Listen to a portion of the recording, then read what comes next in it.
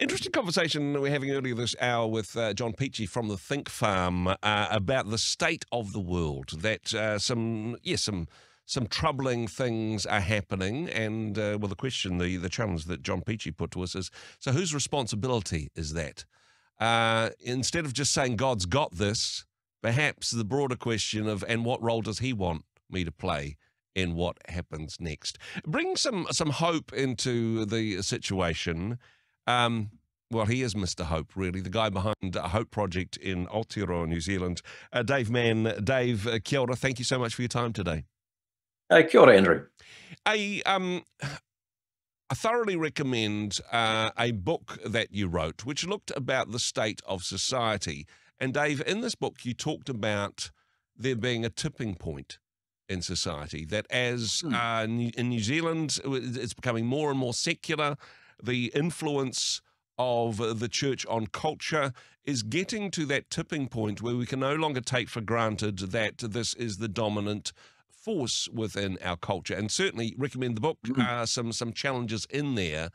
But there's some things been happening in New Zealand and in the broader culture, which in my mind ask the question, are things possibly tipping back on this tipping point? Some significant figures within our culture have made professions of faith. Yes, there's still some challenges out there, but is there some hope in amongst the spiritual landscape at the moment, Dave? Good question.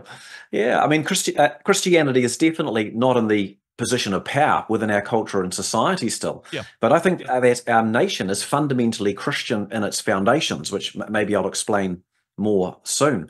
And I'm looking at wider trends that we see across our culture that are definitely swinging toward the conservative and toward the Christian. Yeah. And that means that I think we are in right now a cultural opportunity. The challenge is whether we can see the opportunity to adapt the way we engage as churches within communities to actually tap with the spiritual interest. I mean, just as one area of evidence sort of for this idea from Hope Project, just to share some real brief stories and feedback that we've received. There's a guy who writes to tell us that he'd thrown our gospel booklet, our booklet in the rubbish, only to later find it on the floor. His partner agreed that he had put it in the bin. It made him wonder if there was something else going on, so he read it. Yeah.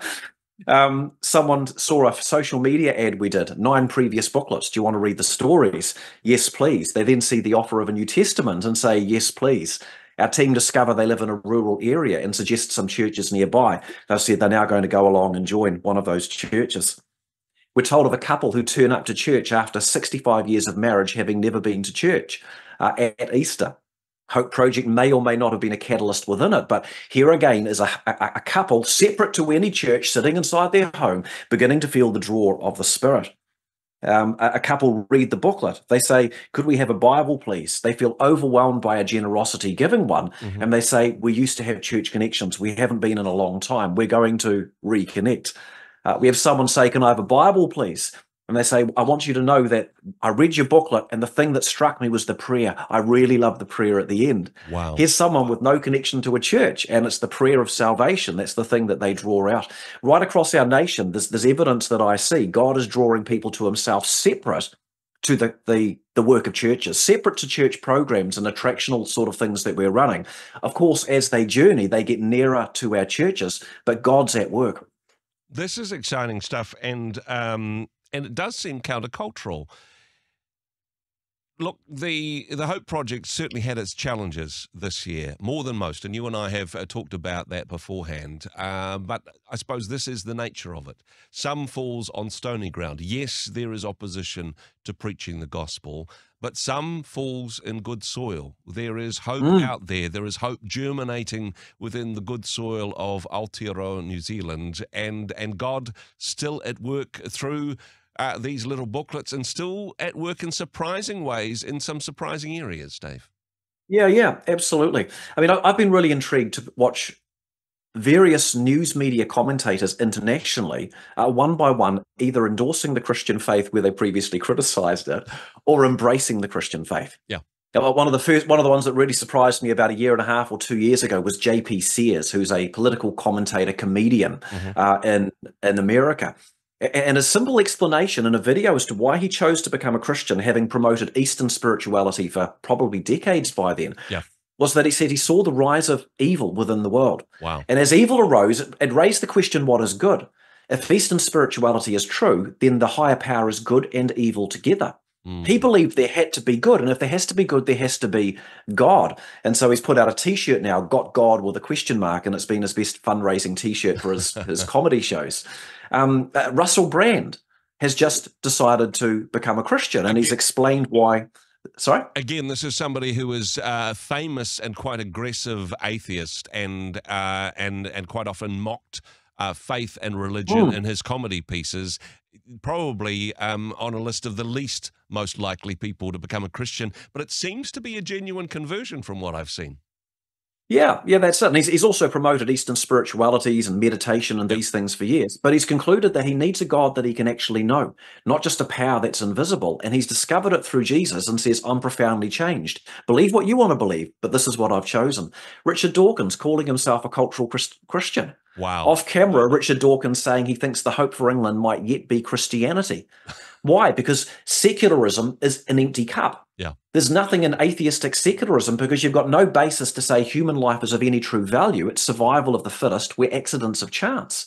So where do the good values of our society come from? The answer is Christianity. And as you see another religion come in that isn't integrating, you see the rise of atheistic secularism and its values, you think, wait a minute, our society's falling apart. We're losing our human rights, our freedoms of expression. We're losing our values of charity, and people are giving less. What's going on?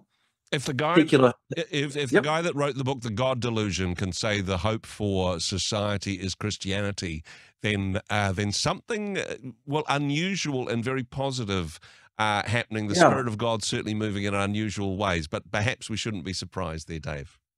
Yeah, in which case, if we bring it down to the grassroots, I mean, I did a blog article, godtalk.nz, for youth leaders about a year ago out of McCrindle Research in Australia, and just some simple points which people may not realise. If the older generation, let's say baby boomers, that's grandparents 65 or 70 years of age, and let's take Generation Z, age 18 through 30, so our young adults. Are you open to a spiritual conversation? Baby boomers 34%, Generation Z 53%. Wow. Are you open to change your spiritual views? The baby boomers, I have to squint to read it here, 45%, Generation Z 73%, stating they're open to changing their spiritual views. Wow. And even though in the Generation Z, only 20% consider themselves Christian, 51% of them say that they're neutral or positive toward Christianity. So if we were to look at public media as our measure, we'd think Christianity is just getting bombarded on a consistent basis for 30 or 40 years, and it's even intensifying. At the grassroots, even the younger generations, despite the sort of the very far one-side political views some of them can have sometimes, can actually see that everything they're told isn't necessarily true. There's a spiritual interest. The question is, how can we engage that better as churches? They are in our communities, living in the houses down the very street that our church is on. How do we connect with them in a way that will interest and intrigue and draw them in? This is so exciting, really, isn't it? And this wonderful message of hope. And we were talking at the beginning about this tipping point. And look, we'll never go back to perhaps the world where the church is the dominant cultural influence and people are cultural Christians. And there's lots of good reasons for us not to do that. But a particular season that we're in, an opportunity to have a positive influence, some key figures within our culture having an interest in faith, but perhaps most encouragingly, young people being open to spirituality, young people being open to hear these conversations and being open to a positive influence in this area. It's interesting, isn't it, how one generation rebels against the norms and values of the previous one. Perhaps this current generation will rebel back in the direction of genuine spirituality and Jesus. And wouldn't that be a remarkable thing, Dave? Well, I think what they need is information. Yeah. That's what they're lacking, because public media isn't going to typically reflect that to them. And so the question for our methodology as churches is, how do we give them information? And I'd simply say we've got to become storytellers. We can't go out there and say the facts are New Zealand's a Christian nation if defined by its values, the most free, charitable, equality-based society in the world. Here's the details, here's the history. What we've got to do instead is intrigue them by being intrigued. We've got to be intrigued about the story of our own cultural heritage, which is distinctly Christian, providing values. We've got to be intrigued about the life-changing power of Christianity in people's lives to turn people from brokenness to wholeness, and in a way that you don't find in other places around the world. It's distinctly a Christian thing, a Christian testimony. Yeah. We've got to be intrigued and excited about how this is a rational faith, why we believe in a God who can be known, why we trust the Bible, why we trust in Jesus as compared to the alternatives. But we've got to work out how to tell these things as stories in the public square, whether that's through media efforts that we begin to initiate in our cities and other things, educational resources, or in the conversations that we have each day. And as we can learn that art of just being genuinely enthralled with our own faith and the reasons for believing it, that will overflow without trying to coerce anybody. If we just compelled ourselves without trying to convince them, that by itself is compelling to a generation who are actually hungry and interested, but for having the information to take them a step further. It is a wonderful story, and certainly a story full of hope as we tell that story, as we draw people into that story. Certainly some hope on the horizon.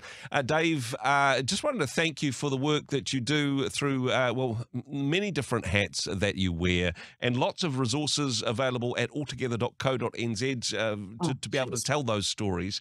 And just wanting to acknowledge that you'll be taking a little bit of a break for just a few months. We wish you all the best for that, but we'll certainly continue to pray for the ongoing work of the Shining Lights Trust. Thank you so much for the work that you do. Thanks for joining us. Cool. Hey, much appreciated. Thanks, Andrew.